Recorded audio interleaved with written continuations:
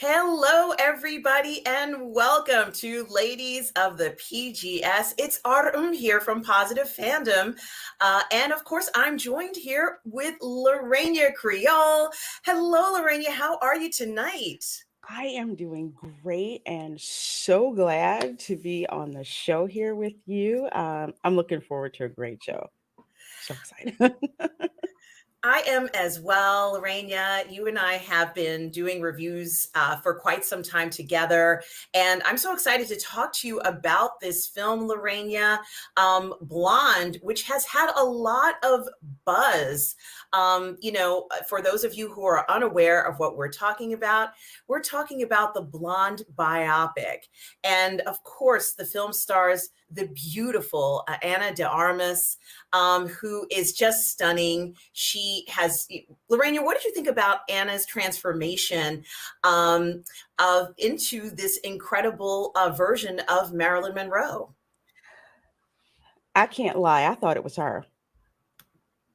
I really did think that it was her. Reason, appearance wise, whoever did like the hair, wig pieces, perfect. Her mannerisms, perfect. Even the way that she spoke, the cadence that it's like, yeah, I wasn't around when Marilyn was living, but saw enough like interviews with her and movies with her and pictures of her that you kind of put this image together of what she looks like and what she sounds like. I mean, dead on. So Anna Darma, she really did a lot of she did her homework to do this. Now I think the first thing I saw her in was something with Ben Affleck, and I forget the name of it. It was on Hulu. I didn't like the movie, but I did like her acting. I really did. So I was pleasantly surprised because this is one of those roles where you can't half-ass it. You either need to do it the right way so that the audience believes that they are actually seeing Marilyn, or don't do it at all. And she did a smashing job with this. Yeah, I agree with you 100%, Lorena. I mean, we have seen quite a few biopics of Marilyn through the years. And I think that some of the things that they were trying to capture, obviously, is her look, which is such a unique and iconic look. Being blonde, she's a beautiful woman. She has an extraordinary body, and also a very unique way of speaking, Lorena. What did you think about Anna de Armas's ability to perfect, as far as I'm concerned, this accent of Marilyn Monroe's? She did a great job. I mean, she probably spent, I don't know how much time, probably listening to Marilyn speak, watching, how she spoke. It's obvious she did a lot of homework so that whenever she spoke, it's like you heard Marilyn. I forgot at times that I was listening to Anna de Armas. She literally, she got Marilyn down. I mean, down pat. Everything just with the soft spokenness of how she would speak, kind of like that wounded innocence that Marilyn had when she spoke. She Marilyn always came across to me as someone, she's very beautiful but very sad on the inside, and she seemed to be very fragile, and that came out in how Anna de Armas delivered her words, and hence uh, Marilyn's accent, so to speak. I absolutely agree. It's not an easy accent to do, and I think all of us have done the "Happy Birthday, Mr. President" song with kind of trying to emulate how incredible Marilyn sounded. This woman, she had such a unique way about her that we've all Hmm. imitated it and kind of parodied it in a way. Just looking at a few of the shots of Anna de Armas's transformation to become Marilyn, I agree 100%. I can't, Anna de Armas does actually have an accent. You know, it sounds like a Spanish accent. I guess, you know, honestly, Lorena, I don't know if it's Portuguese or something like that, but it sounds like a Hmm. Spanish accent to me. She's a lovely accent, but she really was able to pull through a change in her voice that added to the illusion of her being Marilyn Monroe. And I love what she did. Her physical change as well. I honestly, she already had a smoking hot body. You know, this is Anna de Armas. This woman's I gorgeous. agree. Yes, she did. Yeah. Yeah. So that wasn't necessarily a hard thing to do for Anna. You know, God bless her. You know, for honestly, just as an actress, willing to show us a lot more. And of course, guys, you know that this show, Lorraine and I are going to be talking about sex and nudity, things of that nature, because the nature of this film does deal with things like that. You know, Lorraine, this film was #1 in Netflix when it was first dropped for a little while. And honestly, you know, I think it's very interesting when you look at the supporting cast as well. You Hmm. know, clearly the people who are in it, Adrian Brody, he's not in the picture there, but there's also Bobby Cannavale, Hmm. Xavier Samuel, and Julian Nicholson, who play so many people who were in Marin's life in real life. And I should also mention, for those of you who are watching, that this is a historical fiction version of Marilyn's life. It Hmm. certainly is based off of the novel by Joyce Carol Oates. And she fictionalized it to try and get a better idea of what life might have been like for Marilyn, but it is based on true events. And Lorena, for me, when I looked at this film, I noticed that a lot of it was in black and white and had flashes of color. It felt like Hmm. an art film to me. What did you think about that element of the film? I agree. It felt like something that was very, I say art housey. I'm not artsy, so that's what I'm gonna call it. Very artsy film noir kind of feel to it. It's not something that is going to make you riveted, you know, on the edge of your seat like an action film or like a big budget film.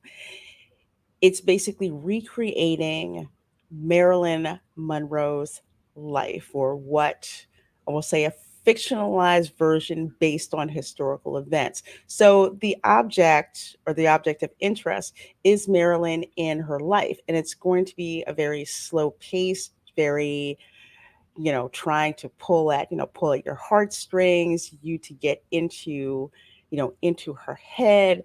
And that's the kind of patience that artsy types of movies really do. You don't I tell people, if there's an artsy movie that I will watch, because I'm not a fan of a lot of them, it has to be a subject matter that I'm extremely interested in, because you're hyper focused on it. So it has that type of print all over it, from the certain camera shots that are done, especially, you know, when Marilyn is just in this drug induced, you know, haze, just so she can keep working. The perspective that you see with the scenes with her mother, you know, and just, you know, how all of that is. It really is an artsy type of film. It is not going to be a film that I would say a theatrical release. Everyone had to go and see it. So Netflix is kind of like the perfect vehicle for that. It is a very niche audience that would see this film.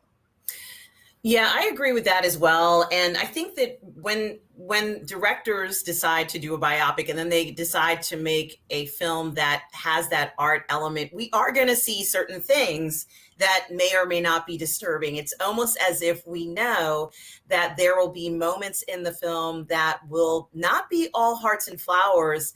No. And so you and I are going to talk about that for sure. But before we get to that, I did want to also mention for the viewers, you know, my biggest question a lot, and Lorena, as you know, I am interested in the sex and cinema and TV when it comes to science fiction, horror, fantasy. And it is true that this is a biopic of one of the most iconic, legendary actors of all time, which may fall a little bit outside of the realm of what I would normally talk about, but you couldn't ignore this one because there is sex in this film. There is nudity, and a lot of the sex scenes, not all of them, are Mhm. unbelievably hot and provocative. So I have to say, we see some things in the film. And Lorena, you mentioned the art element as you and I were talking about that. There was Mhm. some distortion in some of the sex scenes in some of her relationships. And I thought that that was very interesting and a really cool way to describe the euphoria or the sense of euphoria you would get, let's say, in the case with her, where she's in this sort of a polyamorous relationship. What did you think about it? I thought that it was an interesting translation, so to speak, with the way that it was shot. You know, you're talking about, about the distortion. You can't quite figure out um, what it is. I mean, you know what's going on, but you're trying to kind of fill in the dots, and it's almost like this acid trippy kind of experience. So I agree, it is like that. So I liked the camera play that they did in order to get the point across. It was not something that I was expecting, and I agree, it elevated it to an artsy type of level as opposed to, say, Pornhub kind of level, to put it bluntly. Yeah, and that is important. And I think that keeping in mind, as the director didn't want this to turn into something that might be too salacious, that might be considered, just sort of like a somewhat adult film. It Mhm. has adult themes and sexual situations. It does have sex scenes and sex in it and nudity, but he didn't want it to cross over into something that it shouldn't be. And so I think that that skewing in the beginning of the film, as even as provocative and erotic it was, I mean, there were some scenes where Anna de Armas was acting, and it was just close-ups on her face and sighs, and sort of it was almost a lot of the gentleness that we saw in the actress, as if we could kind of talk to her in person. I almost felt like this might have been, if they could go ahead and take her likeness. And we've seen in maybe one or two advertisements of Marilyn where they'll take her Mhm. likeness and try and recreate that. I think personally that they did such a great job with this imagination of what she might, her personality might have been like in these situations. Because Lorena, I think both you and I agree with all of the events that Marilyn experienced.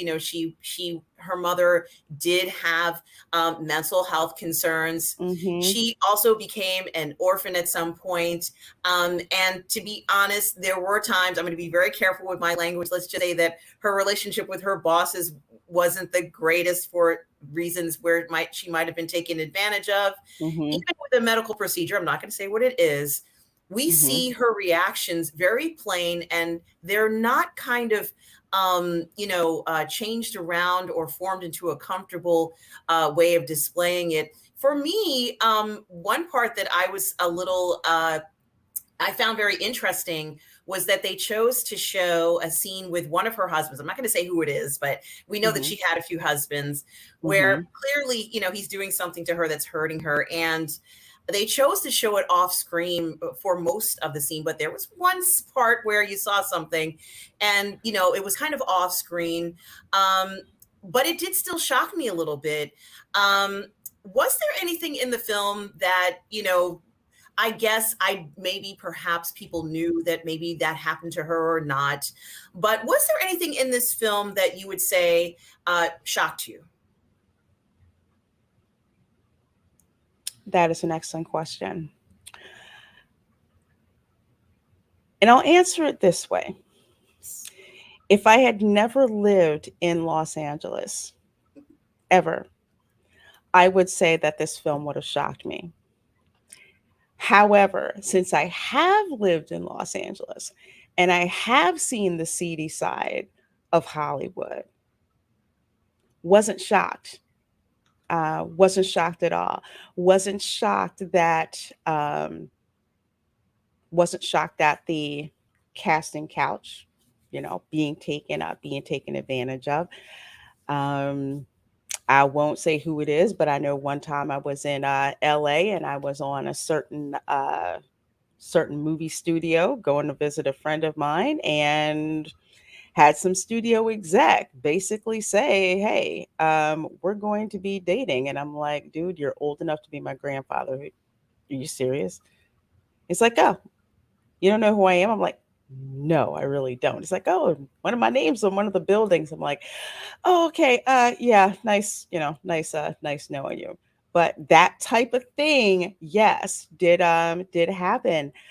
The whole thing with her marriage to Joe DiMaggio, um, the dynamic where you see her and the people who are obsessed with her and taking pictures of her, and of course, as a sex pot, or as a hot Hollywood actress, she has to play to that. It's how the game is played. And it's obvious that you can see on her husband's face, because eventually, because you don't see him, you just see everyone reacting to her, because this is one of the most iconic Marilyn Monroe shots ever that I love, and everyone's just like freaking out. Of course, she's hamming it up because that's what she's supposed to do.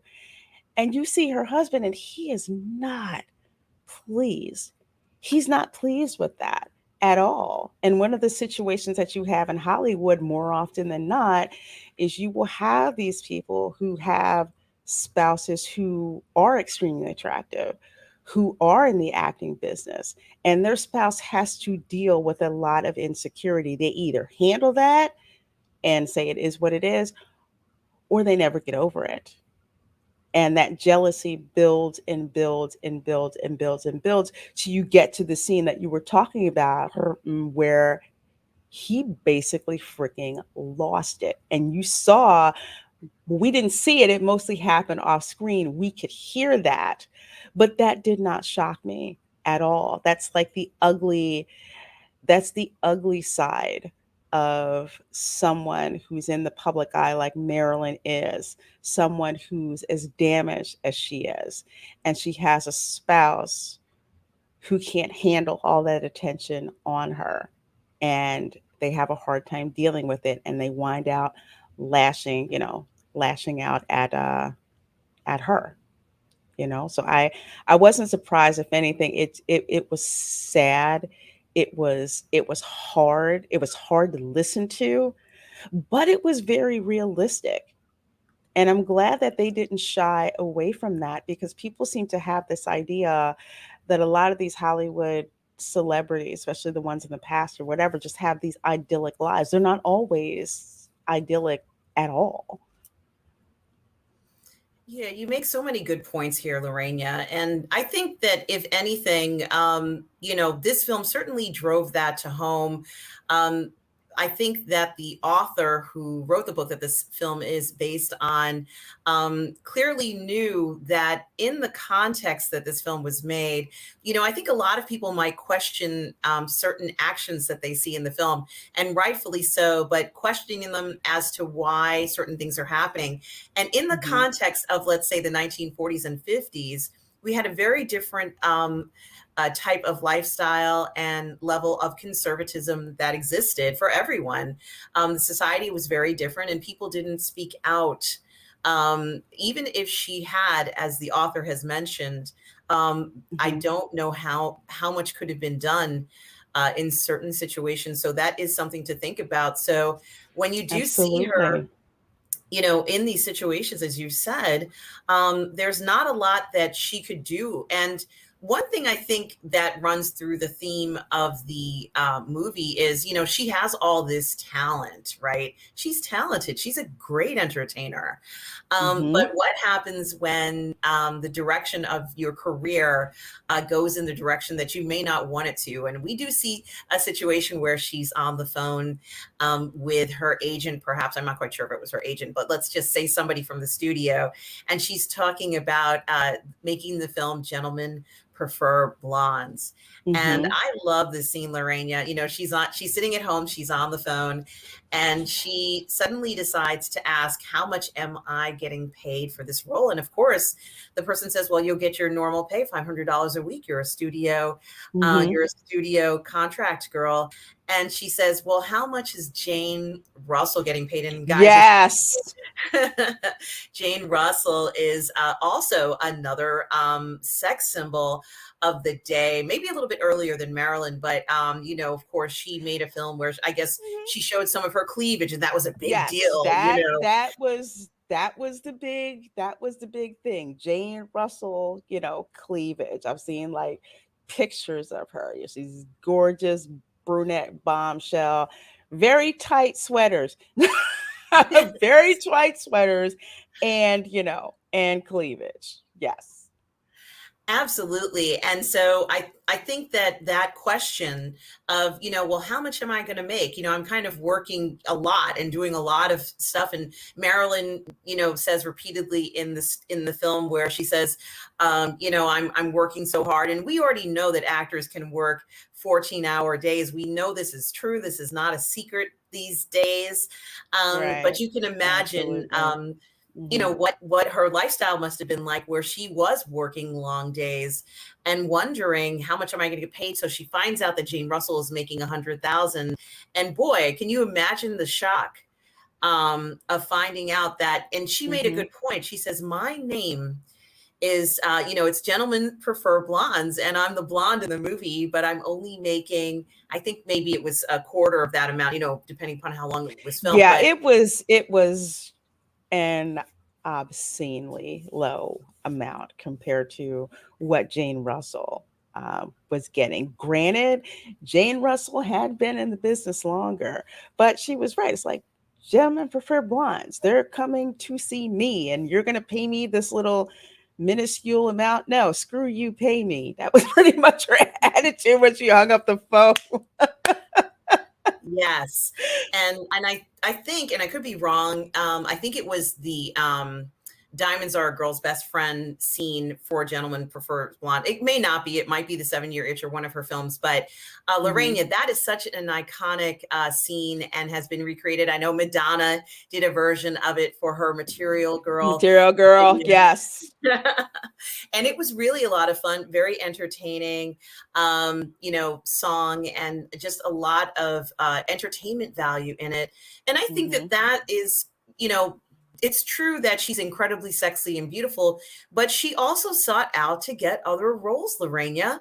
And we see that in the film where she approaches Arthur Miller.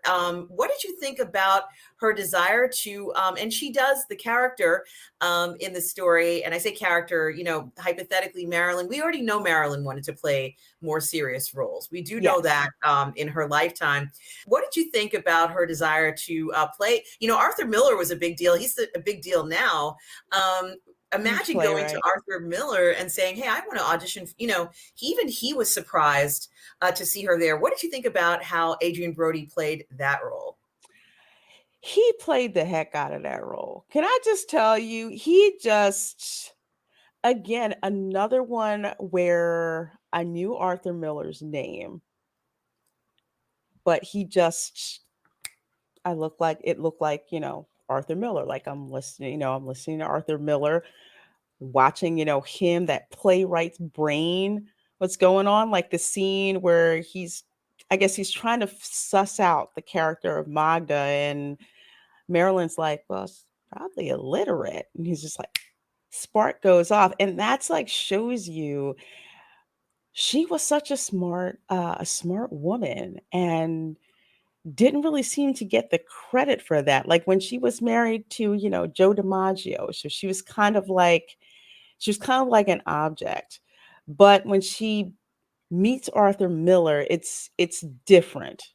It seems to get more cerebral when she talks to him, and she interacts with him. And I thought Adrian Brody did a smash up job playing, the playwright from that period of time. And I can't really say enough about his performance. An actor is really good when you don't see the actor and you just see the character. And I've had to read a couple of Arthur Miller plays. He's not my favorite playwright. We had to, because some of his plays were, were pretty iconic for the time. Um, But I loved seeing him, and I loved seeing Marilyn a bit more mature in what she expected in a partner. It wasn't her first rodeo. This was like her second, her second marriage. Yes, and I thought it was important to show that. I think that it did give us a sense of what theater in America. I'm assuming he either in New York or in California, but I think it did give us a sense of theater in America at that time. And that time in the 1950s and 60s, there were a lot of controversial roles, and actresses were eager to get those roles. Like if you could get that role and play it on Broadway, and kind of be immortalized in a play like that, it was a big deal. So I think that would have been a Mhm. huge win for her.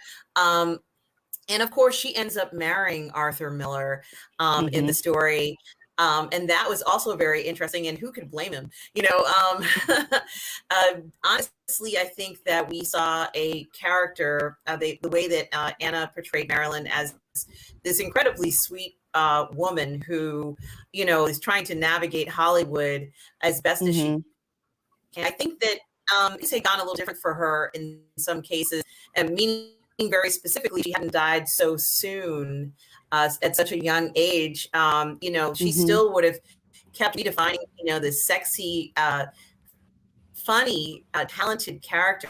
Mhm. I love when there's one movie, and I can't remember what it was, Reina, but she plays sort of a girl who wears glasses, and she says this line. She's on the plane sitting next to a man, and she says, well, I can't wear my glasses, and the man says, why? And she says, well, you know what they say, men don't make passes at girls who wear glasses. And it is hilarious.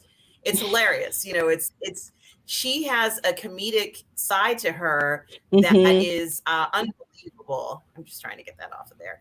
And I think that her comedic side certainly is something that is explored in a lot of her films. In Some Like It Hot, Lorena, where Mhm. we do see the two gentlemen, I can't remember the actors, they're very famous actors, I guess either want to meet her or are getting to a point where they have to have an encounter with her, so they have to dress up as women. Like this was a really funny film. It was a comedy, and Mhm. she was funny in it, and she wasn't even trying, Lorena. She wasn't even trying to be funny. Some people have that natural comedic flair to them, and that was another gift that she had that I thought was really interesting.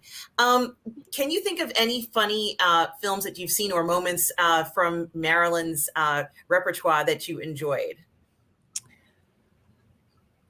God, it has been ages since I've seen since I've seen a Marilyn Monroe movie, and it's like I'm almost embarrassed to say that I can't recall the exact moments, but I will say the portions that I did see. I believe I saw Gentlemen Prefer Blondes like quite a long time ago. Can't recall exactly the line, but you're right about her comedic timing. And I think one of the reasons why her comedic timing is so good, there's a saying that usually people who are very, very good at comedy have very, very tragic and painful backgrounds, and she does. And I believe that, whenever she has this like line in a film and she'll play it up, for comedic effect, it's like we gravitate to that. But I honestly feel that because of her life, it comes from someplace just very, very tragic. And there's a way that she can take that pain and turn it into something positive. And I think that's just something that she figured out a long time ago. It's like if you don't laugh, you wind up crying about it. Well, maybe I'll just share this, and it's like it's second. It's second nature to her. She is just a joy to watch in her films. Just so bubbly, just so much energy. It's like you can't help but not like her when you see her. At least that's me. That's how I always felt. I'm glad you mentioned that. And being part of, at least in my opinion, part of being a performer is having that element of people enjoying your presence. And Mhm. she did have that, as well as being remarkably beautiful. She did have that. And I think that that's something that made her very special to really have that about her. And they do Mhm. talk about it a little bit in the film, the star quality, but I think it was a little bit more with her. She was able to hold your attention. She was very committed to doing these performances as a performer. Mhm. I think she had that raw talent that came out, and just was magical. I laughed. I just laughed so much watching her in those roles, just like I know you have, Lorena. We enjoyed it thoroughly, and just those situations, I think, certainly were things that maybe I remember we've watched a few anime shows, and there was a character like this who, I'm thinking of, JoJo's, but having these characters who are able to create those magical moments, and they're Mhm. real. It's not fake, it's a real situation. um, Mhm. it's so enjoyable to see that pure entertainment value, in their performance. Right. So the funny thing about this, for me, I enjoyed this film a lot. Yes, there were moments, there were procedures, and Mhm. interactions, but Lorena, I crave movies like this where we get this interaction, these moments between people that aren't 100% hearts and flowers. This was real life. And Mhm. so, of course, you and I were talking about this, and about how, I know that a lot of articles and attention was given to this film, and rightfully so, because Anna de Armas's performance is probably the best I've seen. Stellar. Absolutely Um, stellar. she really has brought this character to life in a way that I've never seen a performance like this before. But I did want to mention that for some people, they were not happy with the film, and Really? yes, in this article here, and I'm just trying to share it. My computer takes a Because little I bit really I had longer. It's heard about that, but since I hadn't seen the film, I didn't pay attention to it. So viewers lash out. So sexist, cruel, and one of the most detestable movies ever made. yeah, Makes it me just you just wonder. yes. It makes me wonder. What did you expect? I mean, let's be blunt here. The times in which Marilyn Monroe lived is not the times that we live in now. You had a much more conservative country. Feminism had not taken hold yet. That movement had not started in earnest yet. Most of the industries, especially the studio system, were run by men, controlled by men. So I don't see why the lash and calling it that it's a sexist movie when those were the prevalent attitudes of the day, and this film captured that, you know, accurately. I don't You can't judge that movie by, like, say, today's modern standards. You can't. As for it being cruel, I think some people tend to forget that people much less famous than Marilyn Monroe and people today have those kinds of lives. How many people are married or in cohabitative relationships that are, you know, domestic violence situations? That's real. That's accurate. And Marilyn Monroe did not come from royalty. She was Norma Jean. She wasn't someone famous. She had a very humble background that she came from. And as for most detestable, I need to hear where where it is that they're getting that from. Is it detestable because something is being shown that they don't agree with, or is it something that made you uncomfortable? When a movie makes you uncomfortable, that responsibility to handle being uncomfortable is on you. It's not within the art itself. Yeah, these are such excellent points, and I think that I personally feel like this film was one of the biggest successes of an art film I've seen in a while. for the context of what we're talking about. And as I said earlier, Mhm. it had to span 1933 to 1960 Mhm. in a realistic way of how a person's life might have been working in the studio system, and in particular, a woman who didn't have all the advantages that many people have. She, as we mentioned, she went from being an orphan to a pinup girl, Mhm. and Yeah. then being very, very young, having this relationship with these probably very handsome young men. But even that relationship might not have been the best, but she enjoyed herself. She was a young woman, Mhm. and I'm not going to dog her for that. It looked like she was enjoying herself. I enjoyed watching it, so there, I said it. I enjoyed that. I really did. I liked watching this movie. I like films that do not pull any punches. And that's exactly what this film was like. It was very real. It was very relatable. That's why it was so popular. People tend to get caught up in the romantic image of Marilyn Monroe. I remember when I asked my mother about Marilyn Monroe, the first thing that she brought up is, she died from a drug overdose, right? She was like, she was very beautiful, but my mother made it plain this woman's life was not that great. For some reason, she liked focusing on that. Like with Judy Garland, she like made it a point to, tell me what happened to Judy Garland in her life. People like to see people that they can relate to. While Marilyn Monroe's glamorous image sells a lot of movies, gives you a good feeling inside, you see people that go, to where she's buried at. I believe in Forest Lawn. I think she's in Forest Lawn. A lot of people have that romantic idea of what she's like. You don't see the Hollywood meat grinder that she went through. And that's the interesting thing. I've seen plenty of movies that have glamorized Marilyn Monroe's experience. You need to give me something that's going to be different. What makes you different from all of these other films? And that's why I like how real this is. And if it makes you uncomfortable, good.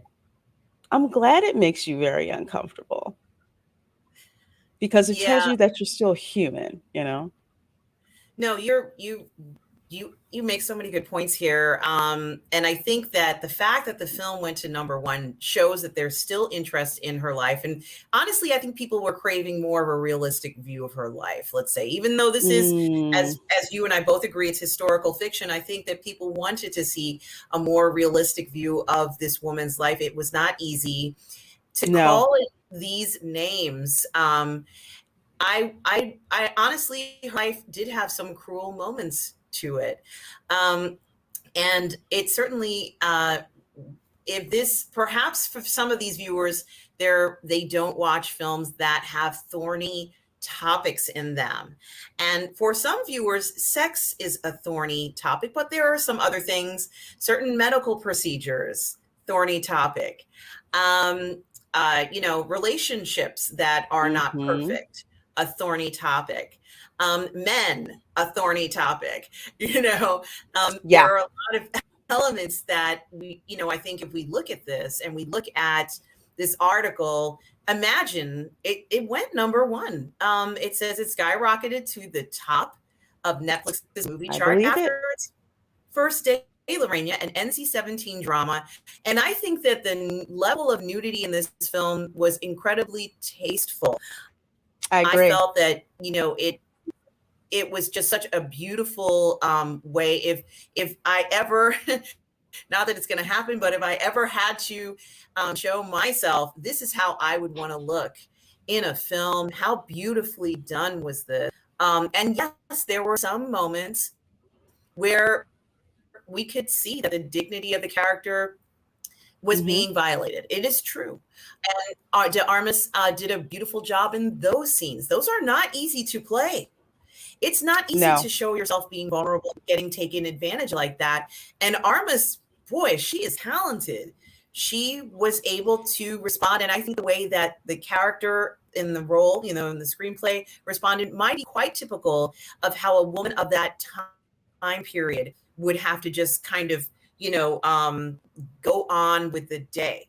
And Mhm. now it says here, Lorena, that at the Venice Film Festival, it got a standing ovation. Um, and here, it goes on to say, I think a critic says, given all the indignities and horrors that Monroe endured, it's a relief that she didn't have to suffer through the vulgarities of Blonde. They call it vulgar. It's exploiting. I don't think anything in it was vulgar in that case. And of course, as we know, it's based on the book. Mhm. Um, I think that, some of these opinions that people have had for the film are unfounded, but exploitation, well, to be honest with you, I don't think the film is exploitative, but it shows how, perhaps the actress might have been exploited in her career. And I think we all agree that there Mhm. might have been some cases of that for many actresses, especially during that time period. So, in order to, go further and, continue a career, have women doing things, we can't pretend these things did not happen. And some of these comments about wanting to recommend it, not recommend it, and coercion into a Mhm. medical procedure and things of that nature, they do actually happen, and they may appear in film. So despite not wanting to see it, they may appear in film because it's real life. So hearing them say here, one person says, um, it puts the character in a box that allows her to be abused, sexualized, and we have to stop this. Honestly, nothing is really being generated from this. This is no movement or statement. I think this was an honest depiction of a fictionalized historical version of her life. What do you think, Lorena? I would have to agree with you. I'm really sick and tired of kind of like this holier than thou attitude when it comes to films like this. Just because this film does not give you a romanticized version of Marilyn Monroe, you're calling it exploitative. It's exploitative to actually show, or won't say with a lot of plausible deniability, what could have possibly happened. We do know that actresses were exploited. They're exploited now. They were exploited even worse back then. Apparently, some people seem to have a discomfort with a certain medical procedure that Marilyn did not want to have done. Okay. Again, that is on you. That is totally, totally on you. As for calling people daddy, guess what? Some people do that. Okay, maybe you're kind of sheltered and you don't realize it, but that actually did happen. And as for about making her suffer, no, that was her life.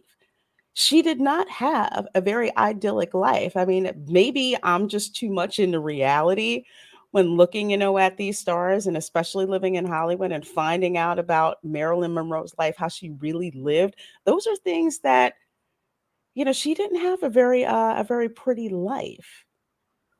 So, but to try and just torch the whole thing, granted, you're entitled to your opinion, that and $2 may get you a cup of coffee at Starbucks, but that way.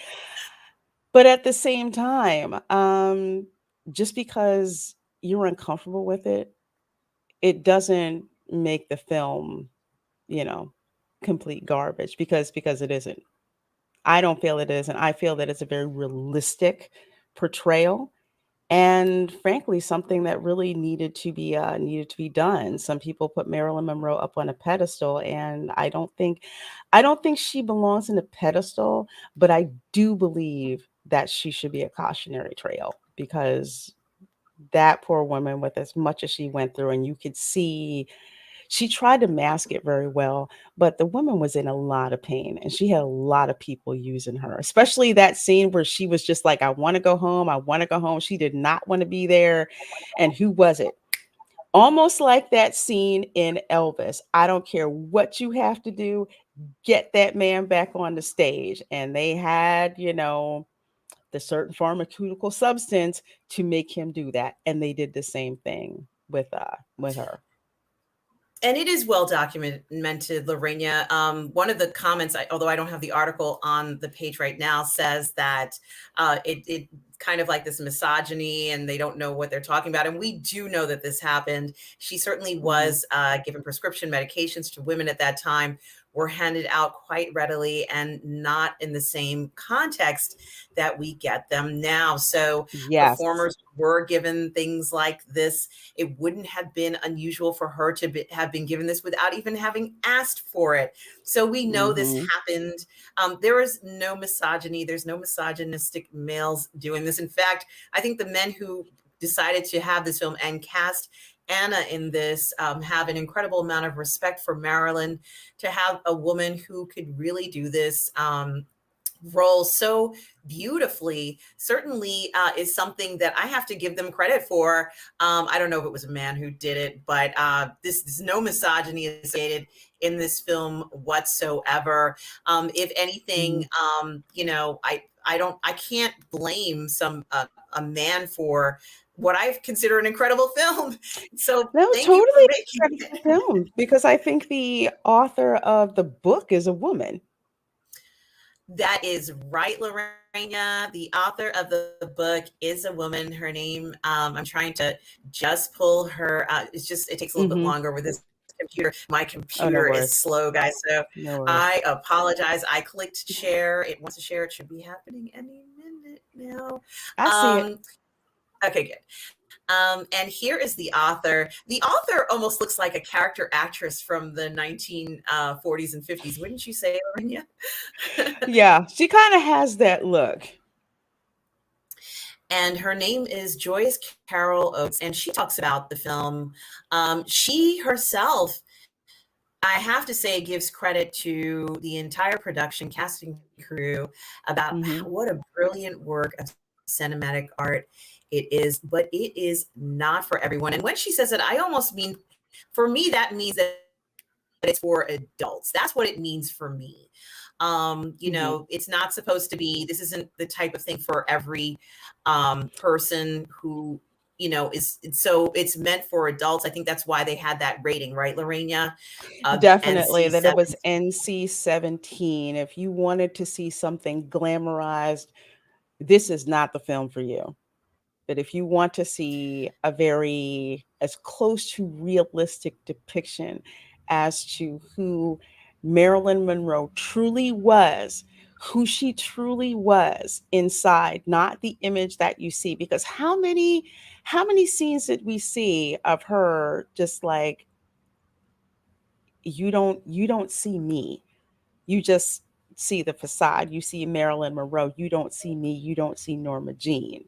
And how heartbreaking, that was for her. So if all you want to see is a glamorized Marilyn Monroe, then this is not for you. But if you want to know who Norma Jean was and how she went through the Hollywood meat grinder and what it did to her, then this is the film for you.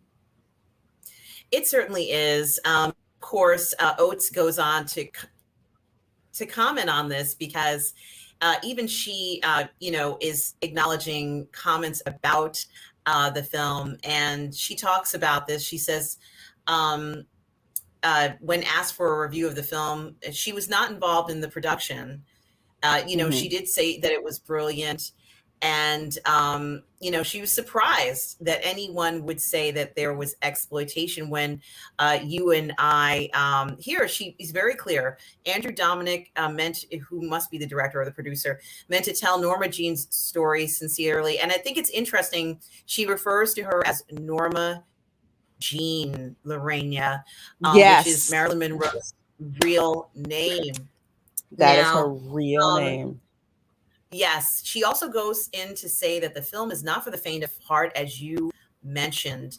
The director is unflinching and intransigent. I love that word, intransigent. The last 20 minutes or so are almost too powerful to be viewed. And I am going to mention that the last 20 minutes is when, unfortunately, she has what I would consider mental health issues, and she dies of a drug overdose. So that's, the end of the film. And there's no I don't believe there's much language in it. It's just more of the acting that Anna had to go ahead and do this. And I also say here, this is really important. And I'm going to end this section because I do want to make some comments about something that you and I love in a second, Lorena. I don't want the show to end before we get a chance to say it. And I promised guys it's going to be an hour, okay? But I think that Oates makes a really good comment here, saying that while it is difficult to see the treatment, for some viewers to see, I suggest just don't see it. She's actually telling you not to watch it, which is very ballsy of a writer. But this is a woman who's confident in her work. She's not saying you're wrong. She's saying, this may not be for you, but for the young Scarlett Jean Baker, there was no possibility of her telling or reporting anything. No That's one would have right. believed her or cared, and she would have been dropped from the studio and blacklisted. So the movie exposes this situation 50 or 60 years later. And I think that if anything that we can take away, let's say, not that we have a problem here. You and I don't have a problem with this film, and I think that most people will not have a problem with this film. I think once you've seen it, you see another an exposure or an experience that is so profound that you're not going to forget it anytime soon. But I have to say that Oates is quite eloquent. This is the one time where a creator has said, this may not be for you. And she's not upset about that. She's not saying you're wrong. She's actually telling you what you're going to get. And it's honest, Lorena, honest comment saying, hey, guess what? This stuff is tough to watch. It may make you uncomfortable, and that's okay. I mean, you and I were talking about this. This is what we want, is honesty about what to expect from a film, right? Exactly. It's like full disclosure. Guess what? This may trigger you.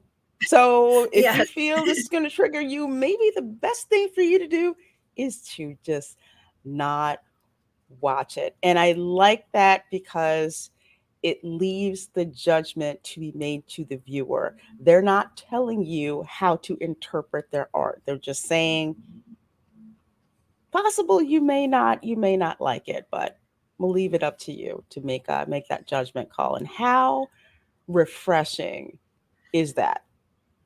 It is refreshing. I like the fact that she's treating us with respect and as intelligent people who are watching a film can make our own decisions. I can't wait to see. I honestly, Lorena, I don't know if she has other books, but I would be interested in seeing if she has more work. But before we go, Lorena, the second part of this show, although we only have a few minutes to say it, Lorena, I was walking around the other day and I'm so hooked on House of the Dragon. I was going to pick up a platinum wig, Lorena, and wear that thing. I almost did it. I was going to wear it to Comic-Con. Now, I didn't have time to do it, but I'm loving this show. Lorena, how do you feel about House of the Dragon? I love the show. Now, granted, I was pissed about season 8. It really was. But with House of the Dragon, because I'm totally Team Targaryen, I had to watch on general principle. But every single episode has just been better and better and better. And I thought last week's episode was the best episode that I saw. And then I see this one. Have you seen episode 8 yet? Yes, I have. There were 2 moments, and maybe 3, but the stand, it's almost King Lear reminiscent. Paddy Considine's rendition of Viserys Targaryen, just the aging king, and how no one expects him to show up, and he just shows up. And it's like the last act that he does, just how they did that. Matt Smith, do you know that scene when his crown falls off? Yes, and he puts it back And he puts it back on. That was not scripted. Oh my God. That was not scripted. Matt Smith did that. They just kept the cameras rolling. Oh my God. It's so organic and natural, Lorena. The chemistry, the interactions, the performances, it is on a level of fantasy that I haven't seen before. And I'm loving every minute of it. I'm freaking loving it.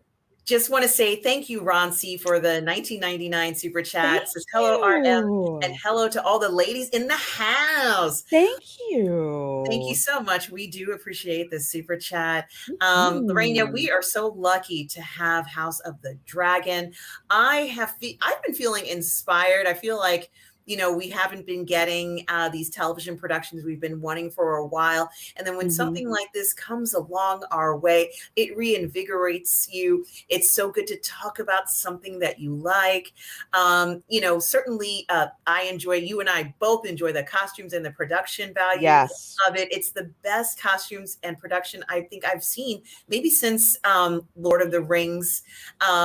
Personally, I think everything Mhm. looks so beautiful in it. Even the hard to watch stuff, like you said, with Patty, and seeing him, change. So we know this is a handsome man, and they did such a stellar job. Lorena, he's missing an eyeball. He's missing an eyeball. It's, the scene where he's at dinner and it's going to turn into a hot mess at the end. You just know it. But he takes the faceplate off and you see just how his face is ravaged. And he's like, I want to see you with my own eyes. I'm like, oh God, I'm going to start tearing up, which I did Yes. watching that. This dude could give a master class on acting and just House of the Dragon. I feel sad that the king is gone. Although now that he's gone, now stuff's about to really get real and pop off. But like you were saying, it's something. It's like it's a joy to watch. I talk with other people about it. They're like, I'm so excited to actually watch something that I can just sit and just enjoy and just love it. And I'm so glad that it's turned out to be this good. And I have to give props to Kamar Pasha because he was talking about, I'm just like, I'm gonna watch it, but I'm hoping to turn out good. He's like, look, I've heard about the scripts from people in the industry that I trust, and he's like, it's some of the best writing that's out there. He said, he said, you're going to be in for a treat. I'm like, dag on it. He was right. Cause I have been just all over the place, just all in, and the episodes end too quickly. I'm just like, I want more. I want to watch more. I want to watch more. They certainly, excuse me, they certainly are amazing. Of course, this season with the dragons and claiming a dragon and learning more about the dragon lore was also something. Mhm. The dragons are quite frightful to me, but I still enjoy seeing them and people kind of like going up to them. And at the con this weekend, I was kind of yelling out, dragons speak, and it just was so much fun to speak to other people too as well, Lorena. Over the Mhm. weekend. Overall, I haven't heard anyone who said that they have not liked it, which is very rare. I think that it is very special that we've gotten this. And I know it's almost an hour. Lorena, where can people find you? Well, folks, in about 30 minutes, you can find me on my channel doing a review of episode 8 of House of the Dragon along with Abu Nas. So come relive episode 8 and talk about what you liked about it, what you didn't like about it. And we just have so much fun doing this. So, yep, half an hour over on my channel. So that's what I have going on tonight. Absolutely. And Lorena, you and I have some streams coming up. I know we have our Toxic Male Appreciation Show, which usually is at 5 p.m. live on your Twitch channel, coming Yes. up. And I believe there is some House of the Dragon in that show. Am I correct? Oh, yes. We're going to be talking about two actors from House of uh, House of the Dragon. Which two? You're going to have to come and find out. Exactly, guys.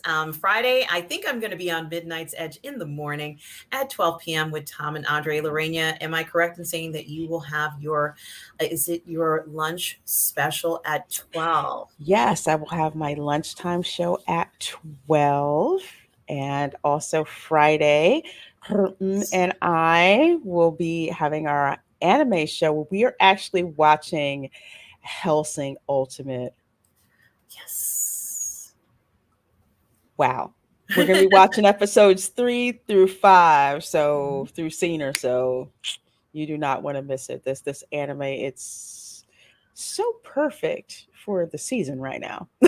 It is perfect, Lorena, and of course, on I guess I know either Friday night or Saturday night, I will be doing musings with Robert Meyer Burnett here on the PGS.